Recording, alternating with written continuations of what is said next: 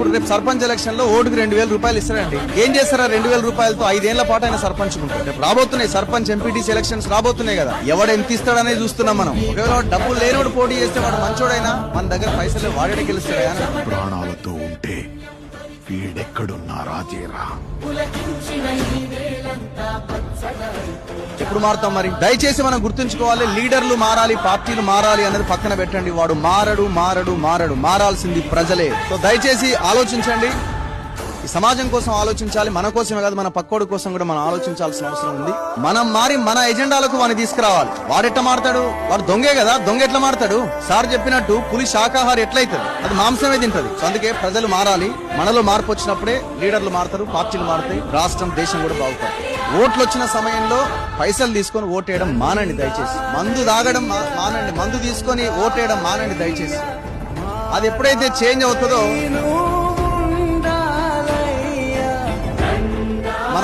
మనం మంచిగా ఓటేయడానికి, మనం మంచి వాళ్ళకి ఓటేయడానికి మనం ప్రయత్నం చేస్తాం. అరే అందరూ దొంగలే ఉన్నారు ఓటేసేదానికంటే ఎవడో ఒకటి మంచి దొంగ ఎవడో ఉంటాడు కదా, వానికి వేయండి.